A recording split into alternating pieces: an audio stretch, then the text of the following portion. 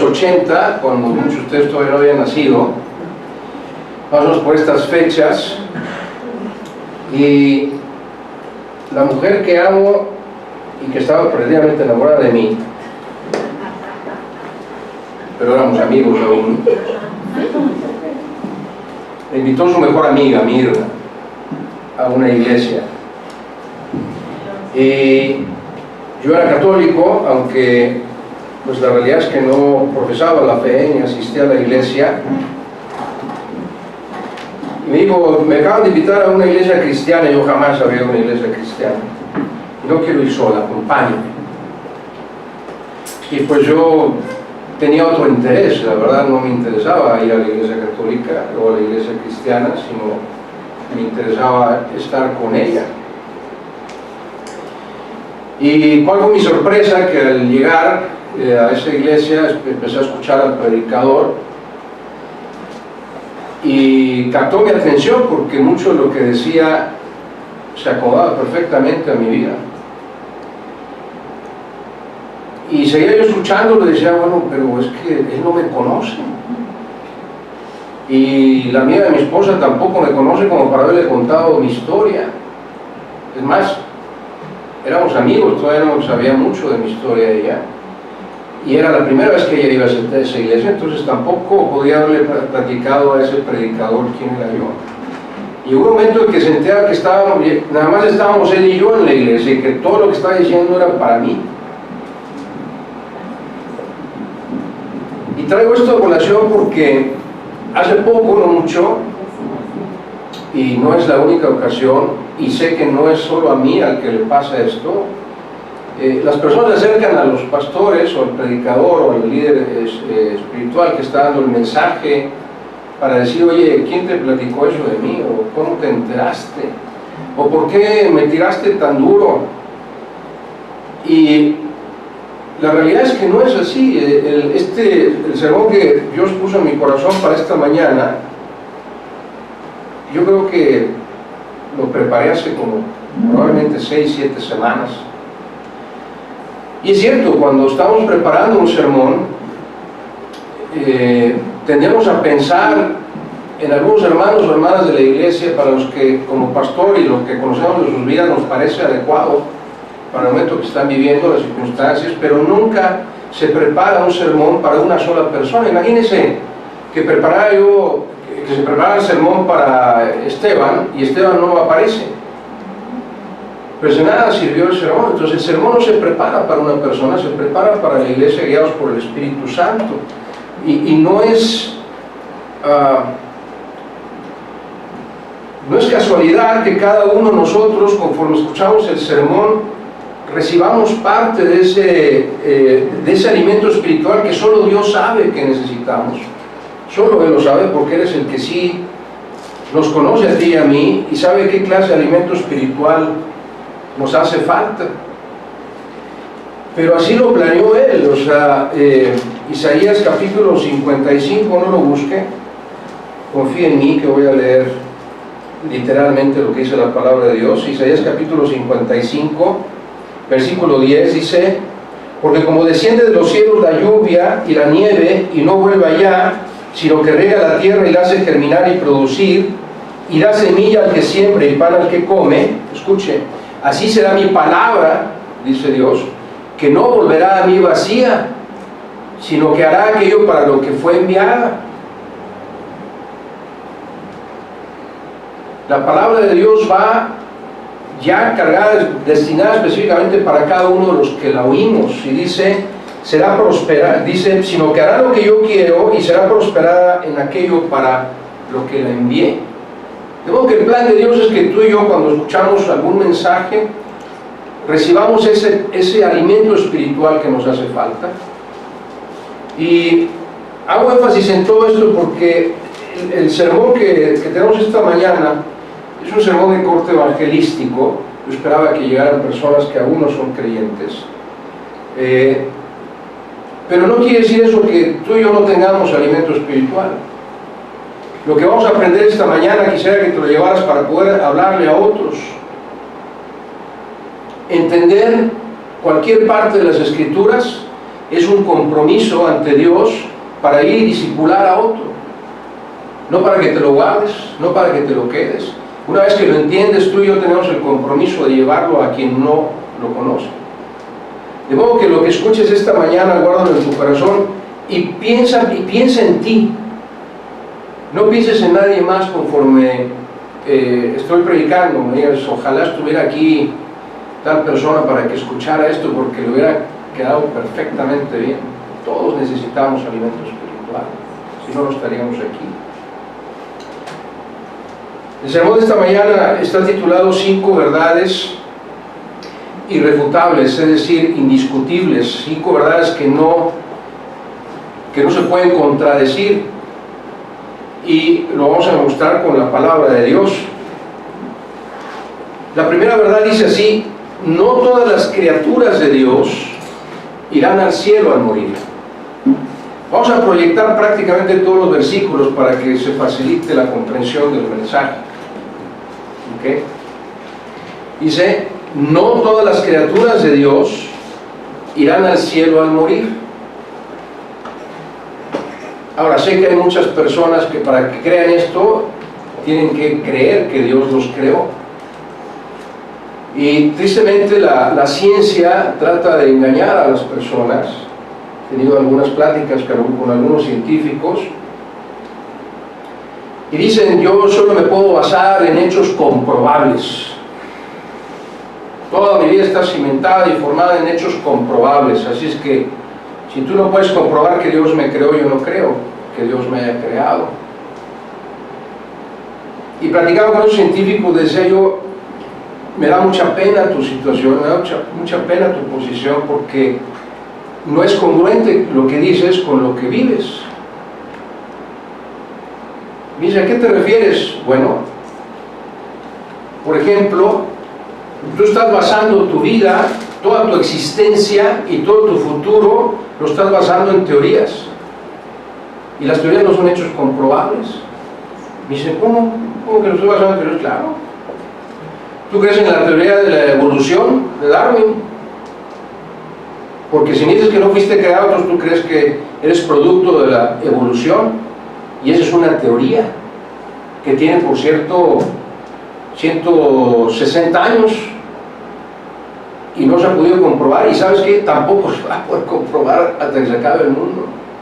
Es más, tú vives en otra teoría que jamás se va a demostrar. En 1948, después de tantas otras teorías, se les ocurrió la teoría del Big Bang como el inicio de la creación del universo, ¿no es cierto? Hace 71 años.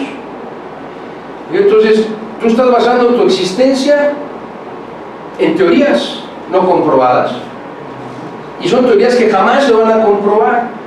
Entonces no me digas que yo te tengo que demostrar que eres criatura de Dios, porque la Biblia, que es la que dice que tú eres una creación de Dios, se escribió en un periodo entre 1500 y 1600 años. Fue escrita por más de 40 hombres que prácticamente la mayoría de ellos no se conocieron entre sí. Distintas épocas de la historia de la humanidad, distintas culturas, distinta educación, distinto conocimiento, y sin embargo todos coinciden perfectamente. Hay otro hecho consumado y comprobado. Digo, Jesús vino al mundo. Tan es así que prácticamente la mayoría de la humanidad se rige por el antes y después de Cristo. Y no solo eso, hay otros libros, no solo la Biblia, que hablan de que Jesús vino. Todo lo que tienes que hacer es estudiar la historia romana y escucharás el nombre de Jesús en la historia romana. Y tampoco hay un solo libro que contradiga que Jesús vino, no hay un solo libro que contradiga que Jesús resucitó. Son hechos consumados y comprobados. Y me da mucha tristeza que tú en tu ciencia bases tu existencia y el futuro eterno de tu alma en teorías. Y tú dices que son hechos, que no puedes creer en nada que no sea comprobable. Bueno, pues qué contradicción. Sería más fácil cimentar tu vida en la verdad del Evangelio. Ahora, la Biblia comprueba que todos somos criaturas de Dios, y vamos a ver varios pasajes aquí. Por ejemplo, Ezequiel 18:4 dice: todas las almas son mías. Dice Dios: he aquí que todas las almas son mías, como el alma del Padre, así el alma del Hijo es mía, dice Dios. Y luego sentencia: el alma que pecare, esa morirá. ¿Suena? A Romanos 6:23. Que la paga del pecado es muerte, pero la dádiva de Dios es vida eterna en Cristo Jesús. Hay otro pasaje en Zacarías, el último libro del Antiguo Testamento, capítulo 12, versículo 1, que dice: profecía de la palabra de Jehová acerca de Israel. Jehová, o sea Dios Padre, que extiende los cielos y funda la tierra, y forma el espíritu del hombre dentro de él. Génesis 2:7, cuando Dios creó a Abraham, dice: lo creó del polvo de la tierra y sopló en su nariz aliento de vida, y fue el hombre un alma viviente, un ser viviente. De modo que la Biblia enseña que todos somos criaturas de Dios, mas no todas las criaturas de Dios irán al cielo al morir. ¿Por qué? Porque no todo ser humano es hijo de Dios. Esta mañana le pedí al maestro que no dijera nada de Juan 1:12, pero no hizo caso. Y Juan 1:12 dice: mas a todos los que le recibieron, a los que creen en su nombre, en el nombre de Jesús, les dio potestad de ser hechos hijos de Dios. Entonces hay dos condiciones para que puedas ser hijo de Dios. Tienes que recibirlo como tu Salvador, tienes que creer en su nombre, y si haces eso, y solo si haces eso, entonces tú puedes tener potestad, derecho, poder de ser llamado hijo de Dios. Mientras tú no hagas eso, no puedes ser hijo de Dios. ¿Se va entendiendo? Efesios 1,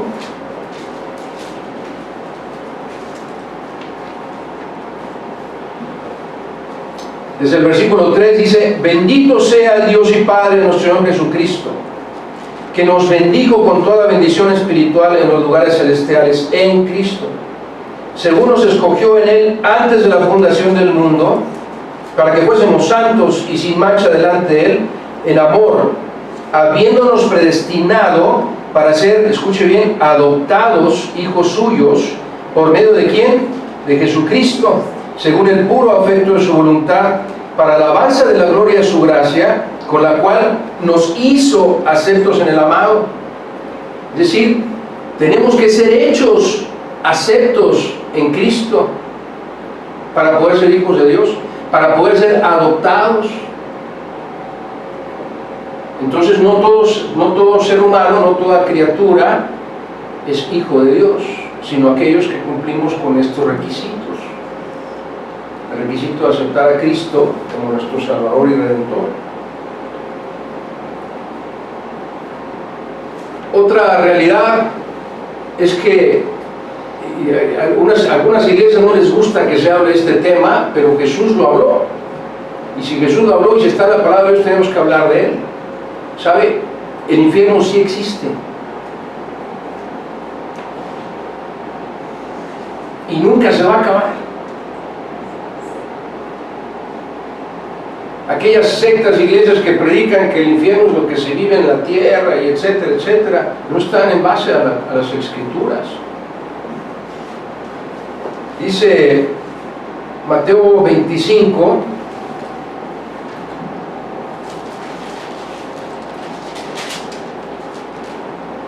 versículo 31 al 33, dice: cuando el Hijo del Hombre venga en su gloria, es decir, Jesucristo, y todos los santos ángeles con él, entonces se sentará en su trono de gloria, y serán reunidas delante de Cristo todas las naciones, y apartará los unos de los otros, como aparta el pastor las ovejas de los cabritos, y pondrá las ovejas a su derecha y los cabritos a su izquierda.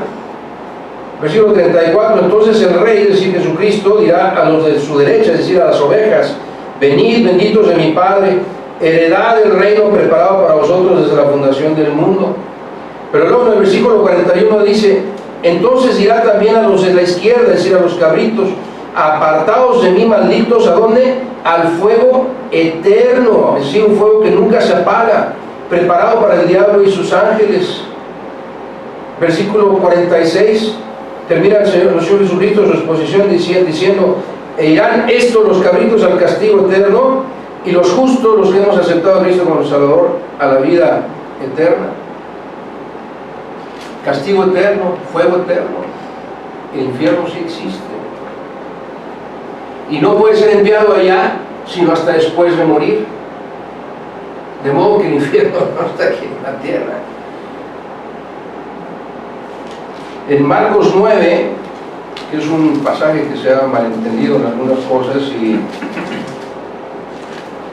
no sé si han escuchado que en algunas partes del mundo le cortan la mano a los ladrones y le sacan el ojo y etcétera, porque está mal interpretado este pasaje.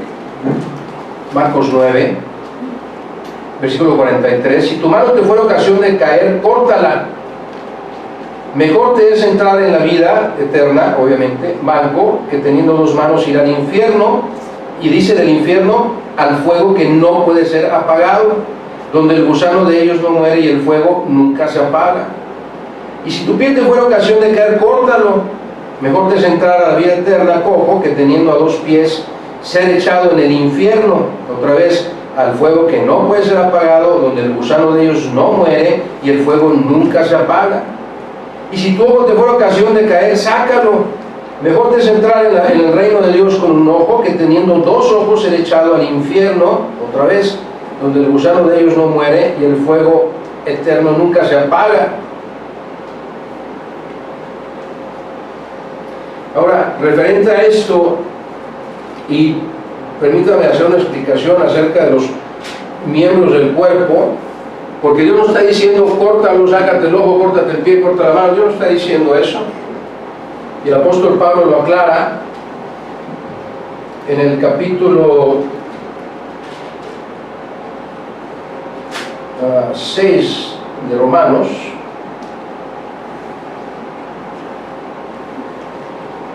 versículo 12, dice: no reine pues el pecado en vuestro cuerpo mortal, de modo que lo obedezcáis en sus concupiscencias, escuche bien, ni tampoco presentéis vuestros miembros al pecado como instrumentos de injusticia.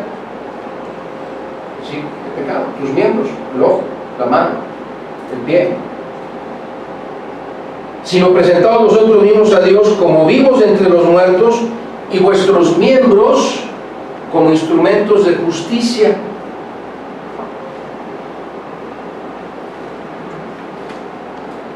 Capítulo 12, versículo 1, se lo saben de memoria, no lo lean. No lo lean. Lo está leyendo. Así que, hermanos, os ruego, por las misericordias de Dios, que presentéis vuestros miembros en sacrificio vivo, santo y agradable a Dios, que es vuestro culto racional.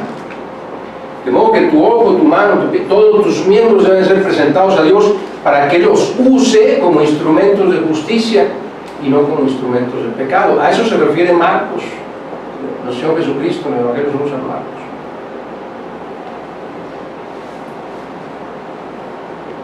Es por eso que no todas las criaturas de Dios irán al cielo al morir, porque también existe un segundo lugar al que pueden ir aquellos que han rechazado a Jesucristo como su Salvador. Una segunda verdad, y este es un pasaje muy conocido: serán muchos más los que se pierdan que los que se salven. Serán muchos más los que se pierdan que los que se salven. Mateo 14, si no me recuerdo.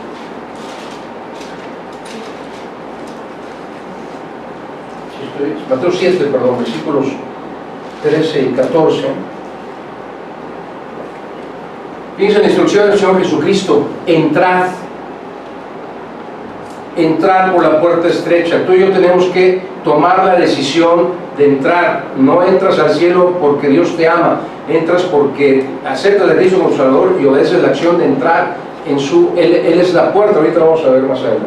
entrar por la puerta estrecha, que es Jesucristo, porque ancha es la puerta y espacioso el camino que lleva a la perdición, y muchos son los que entran por ella, porque estrecha es la puerta y angosto el camino que lleva a la vida, y pocos son los que la hallan. De modo que si en tu vida nadie te estorba para andar, si tienes algunas pruebas nada más y tropezones aquí y allá, pero generalmente tú vives tu vida sin ningún problema, te puedo asegurar que estás en el camino espacioso. Y todo el mundo te va a dejar caminar, nadie te va a estorbar.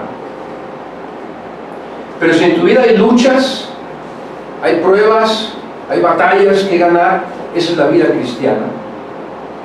Cualquier iglesia, predicador, por no decir merolico, que te diga que la vida cristiana es cantar y reír, es un camino de rosas, te está mintiendo. La vida cristiana está llena de luchas, porque debemos de probarle a nuestro Señor que le amamos a pesar de lo que nos suceda. Además, el camino espacioso va de bajadita, no necesita ningún esfuerzo, pero el camino de la vida cristiana, el camino estrecho, va hacia arriba, va cuesta arriba, de modo que no puedes poner un pie en uno y otro en otro. O eres creyente o no eres creyente. Si no eres creyente vas a andar en el camino espacioso, si eres creyente vas a andar en el camino angosto, soportando las pruebas. Dice nuestro Señor Jesús en el Evangelio según San Juan, capítulo 10, versículo 9, dice: yo soy la puerta, dice Jesús, el que por mí entrare, escuche bien, será salvo, y entrará y saldrá y hallará pastos. El que por mí entrare. Otra vez, Dios espera que aceptes a Jesucristo como tu Salvador, y la promesa es esa, dice: serás salvo de la condenación eterna. Una tercera verdad dice así: muchos de los que creen o esperan ir al cielo, tristemente se perderán para siempre. ¿Tú estás seguro de tu salvación? Yo espero en Dios que sí, porque hay muchos que esperan o creen que son salvos y tristemente se perderán. La segunda carta del apóstol Pedro,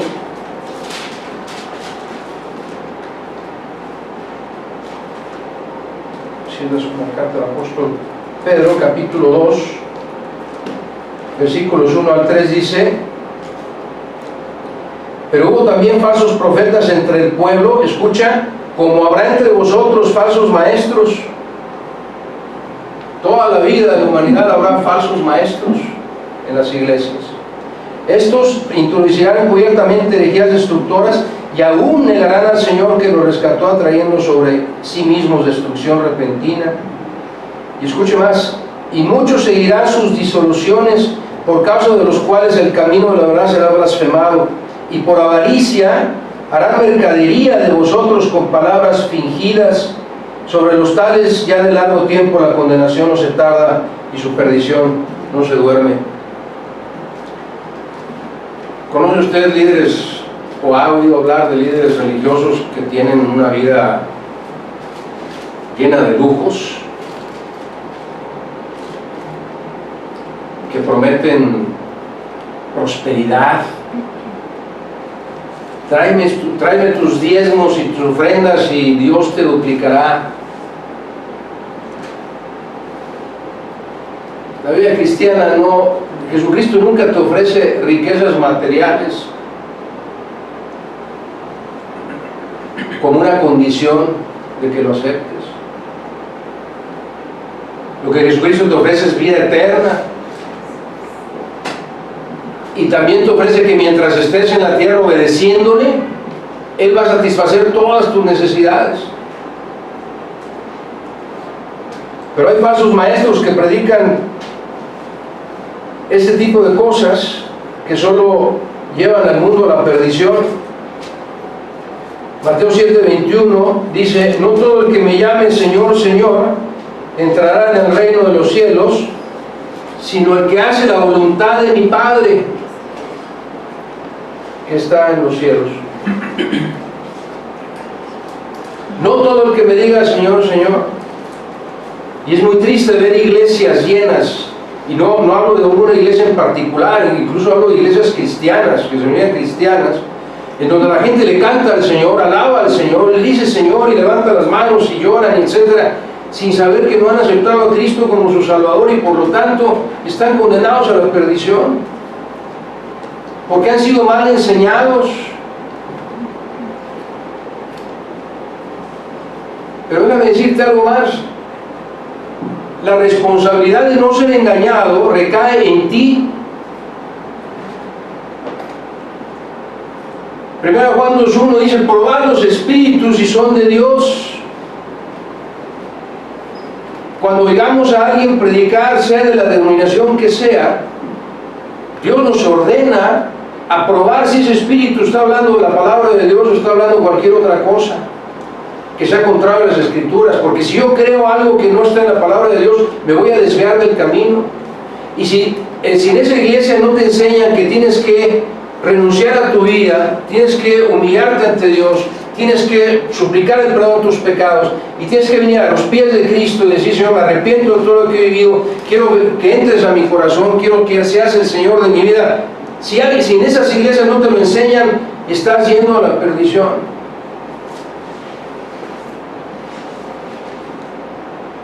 No todos son hijos de Dios, sino aquellos que aceptamos a Jesucristo como nuestro Salvador, a los que creemos en su nombre. Las iglesias no salvan, la religión no salva, nacer en una familia cristiana no salva, ser hijo de pastor no salva. Cada ser humano tiene la responsabilidad de ir a los pies de Cristo para poder encontrar en Él la salvación y la vida eterna.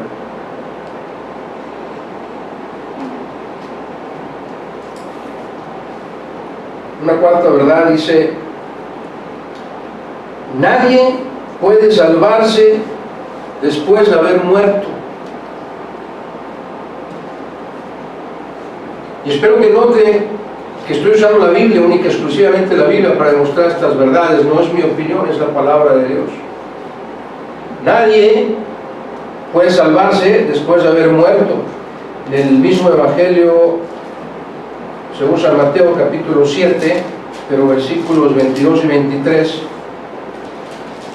dice: muchos me dirán en aquel día: Señor, Señor. Y esto va para los predicadores: ¿no profetizamos en tu nombre, incluyendo a mí, y en tu nombre echamos fuera demonios, y en tu nombre hicimos muchos milagros? Dice Jesús: entonces les declararé: nunca os conocí, apartaos de mí, hacedores de maldad. Hebreos 9:27 dice: porque está escrito. ¿Cómo dice? Se los dan de memoria. Que el hombre muera una sola vez y después de esto el juicio. No hay más. Después de la muerte es el juicio. Eclesiastés capítulo 9, que por cierto lo escribió Salomón, el hombre más sabio que ha habido en la tierra, y no por eso no se equivocó. Eclesiastés 9, versículo 5 dice: porque los que viven, si nosotros, sabemos que han de morir, pero los muertos, dice, nada saben, ni tienen más paga, porque su memoria es puesta en olvido. También su amor y su odio y su envidia fenecieron ya, murieron ya, y nunca más tendrán parte en todo lo que se hace debajo del sol. Nunca más tendrán parte en todo lo que se hace debajo del sol. Nuestro Señor Jesucristo lo esbozó de una manera hermosísima en un pasaje muy conocido en el Evangelio según San Lucas capítulo 16. Y aunque es conocido y usted se lo sepa de memoria, por favor, no pierda atención de lo que vamos a leer, por favor.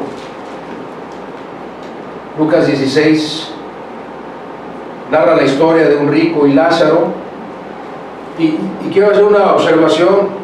Hay algunas personas que enseñan que esta es una parábola. No es una parábola, es un hecho real. ¿Sabe por qué? Porque una de las condiciones de las parábolas es que no haya nombres propios. Revise usted todas las parábolas y en ninguna se dice a una persona en particular el nombre. Se dan ejemplos de personas, pero nunca se dice el nombre de la persona. Aquí se nombran dos personas por lo menos, que es Lázaro y Abraham. Así es que no es una parábola, es un relato verídico. Versículo 22, muere el rico y muere Lázaro. Y dice, aconteció que murió el mendigo, es decir, Lázaro, y fue llevado por los ángeles. Qué hermosa historia, ¿no? Al seno de Abraham. Y murió también el rico, ¿y qué pasó con él? Al hoyo, fue sepultado, ahí no hubo ángeles. Y el rico alzó sus ojos en el Hades, estando en tormentos, y vio de lejos a Abraham y a Lázaro en su seno. Entonces el rico, dando voces, dijo, Padre Abraham, ten misericordia de mí, y envía a Lázaro para que moje la punta de su dedo en agua, y refresque mi lengua, porque estoy atormentado. ¿En dónde dice? En esta llama. Pero Abraham le dijo, hijo, acuérdate que recibiste tus bienes en tu vida, es decir, fuiste rico materialmente hablando, y Lázaro también los males, pero ahora es decir, Lázaro, es consolado en el cielo y tú atormentado. Además de todo esto, le dice, una gran cima está entre nosotros y vosotros, de manera que los que quisieren pasar de aquí a vosotros no pueden, ni de allá pasar acá.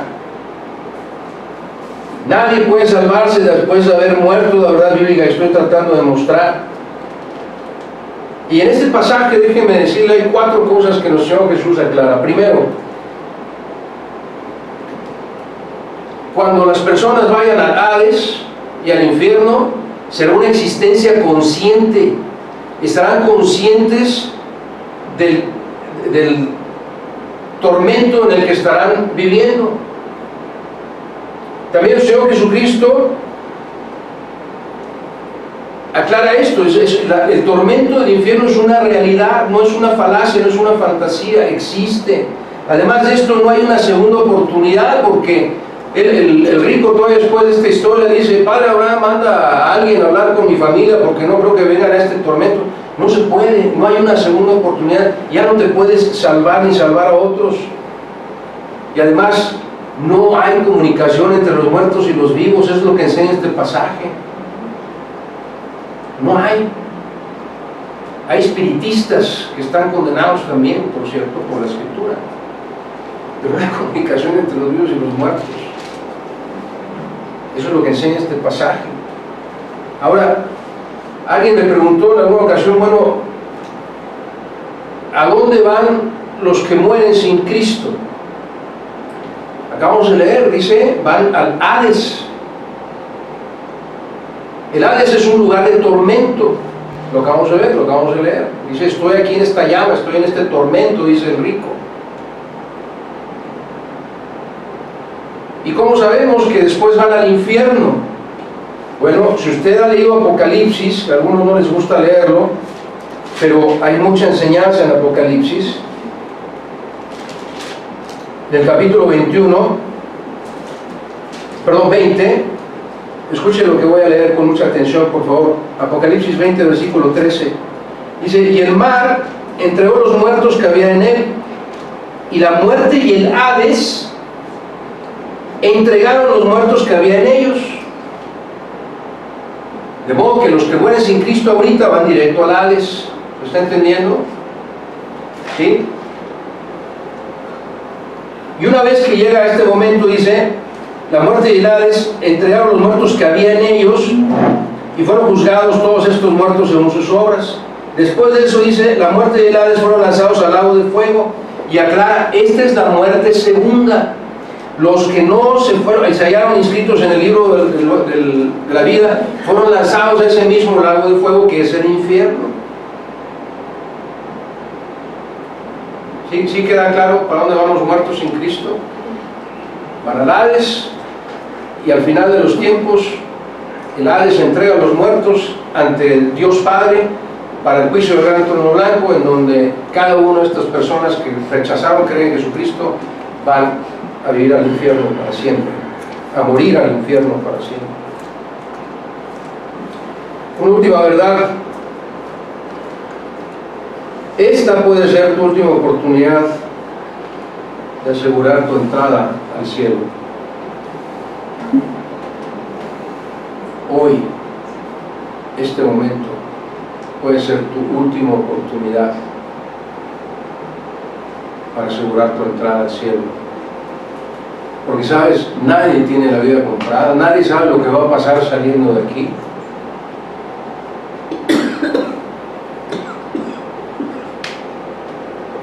Dice el mismo Evangelio según San Lucas, capítulo 12,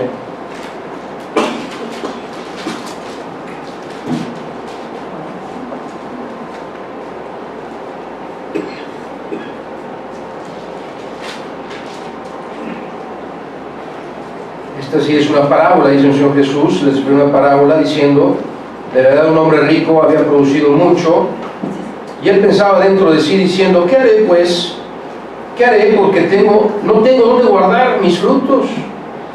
Era tanta su riqueza que dice: esto haré, derribaré mis graneros y los edificaré mayores, y allí guardaré todos mis frutos y mis bienes, y diré a mi alma: alma, muchos bienes tienes guardados para muchos años, repósate, come, bebe, regocíjate. Pero Dios le dijo: necio, esta noche vienen a pedir tu alma. Así es que el hombre está haciendo planes para años y años y años, y no sabe que va a morir esa misma noche.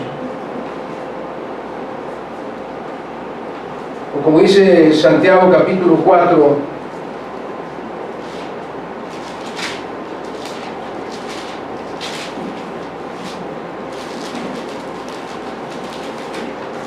versículo 13, dice: vamos ahora, los que decís hoy y mañana iremos a tal ciudad y estaremos allá un año y traficaremos y ganaremos, cuando no sabéis lo que será mañana.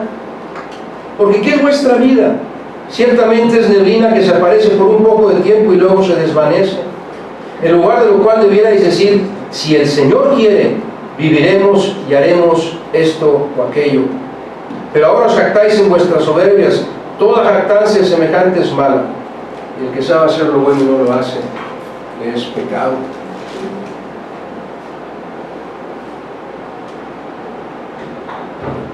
De modo que, si tú eres creyente, te acabo de decir todo lo que va a pasar con todos aquellos seres queridos que no son creyentes.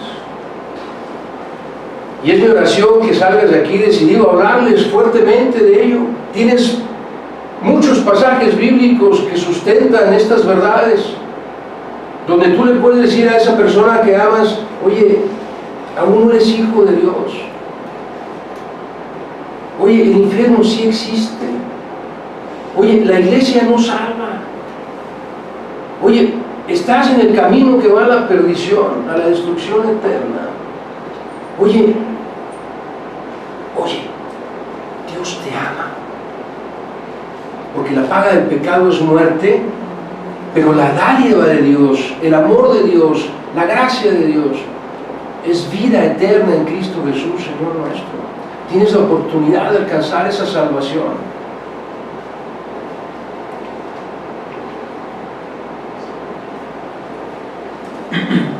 En conclusión, esta mañana leímos 5 verdades bíblicas. La primera es: no todas las criaturas de Dios irán al cielo al morir. Y sí, todos somos criaturas de Dios, todos somos creación de Dios. Segunda verdad: serán más los que se pierdan que los que se salven. Tercera verdad: muchos de los que creen o esperan ir al cielo se perderán para siempre. Cuarta: nadie puede salvarse después de haber muerto. Y la quinta: esta puede ser tu última oportunidad de asegurar tu entrada al cielo. Quiero terminar con una porción de la Escritura que está en la primera epístola del apóstol Pedro, capítulo 1, versículos 24 y 25.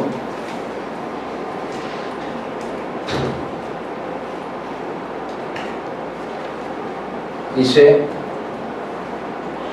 porque toda carne es como hierba, y toda la gloria del hombre como flor de la hierba. La hierba se seca y la flor cae, mas la palabra del Señor, todo lo que acabamos de decir, permanece para siempre. Y esta es la palabra que por el Evangelio os ha sido anunciada. Esta que les acabo de decir hoy, esta es la palabra de Dios que por el Evangelio les ha sido anunciada. Nada de lo que acabo de decir es opinión mía, nada de lo que acabo de decir es interpretación propia o privada. Es la pura palabra de Dios. Y Dios te dice que te ama y que no quiere que vayas a la perdición.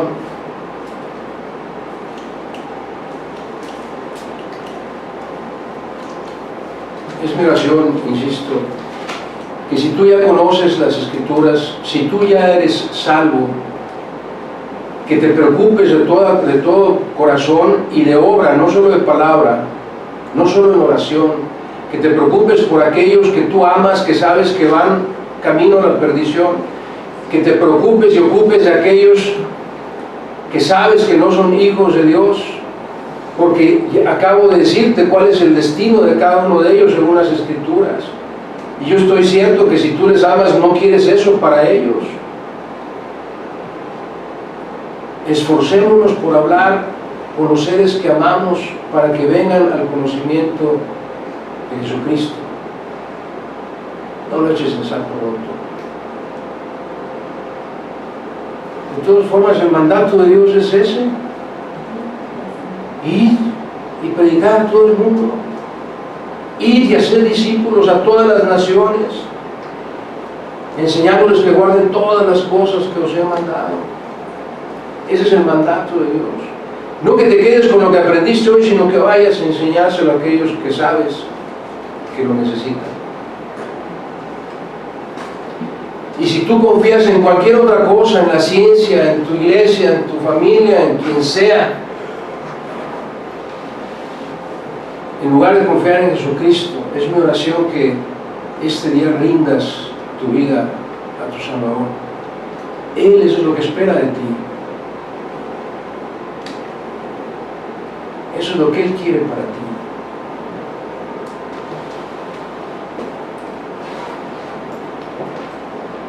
El Señor no retarda su promesa, según algunos tienen por tardanza, sino que Él es fiel y misericordioso, no queriendo que ninguno se pierda, sino que todos procedan al arrepentimiento. Eso lo dice Pedro, el apóstol Pedro, en el capítulo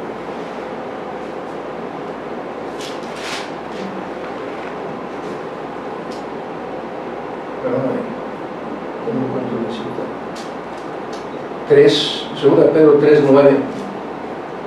Si quiere tomar nota, el Señor no retarda su promesa, según algunos tienen por tardanza, porque Él es fiel y misericordioso, no queriendo que ninguno se pierda, sino que todos procedan al arrepentimiento.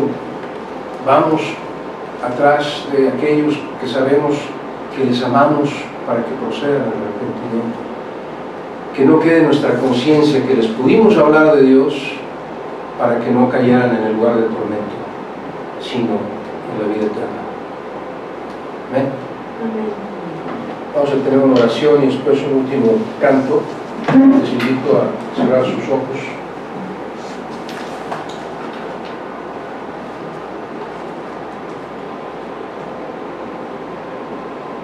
Bendito Padre Celestial, estamos ante tu presencia, Señor, con un corazón agradecido por la salvación tan grande que tú nos has dado, Padre. Gracias porque en un momento de nuestra vida nos confrontaste con tu Espíritu, nos hiciste ver que no podríamos encontrar la salvación y la vida eterna sino a través de tu Hijo Jesucristo. Gracias por rendir nuestros corazones, gracias por poner en nuestro corazón el deseo de creer, de aceptar, de confesar a tu Hijo Jesucristo como el Señor y Salvador de nuestras vidas. Te ruego, Padre, que aquellos que no son hijos tuyos y que han escuchado este mensaje se rindan ante ti, Señor. Que tu Espíritu les contriste, les haga ver su realidad, el destino que les espera. Que en tu infinito amor, Señor, les otorgues la oportunidad de elegir la salvación, que solo está en tu Hijo. Él es el camino, la verdad y la vida.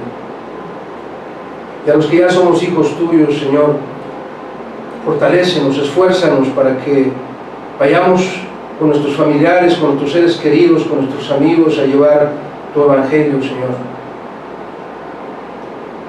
Que no se pierdan por causa nuestra, porque nosotros no tuvimos la intención, la acción de hablarles de ti, Señor. Úsanos para tu gloria, te lo pedimos.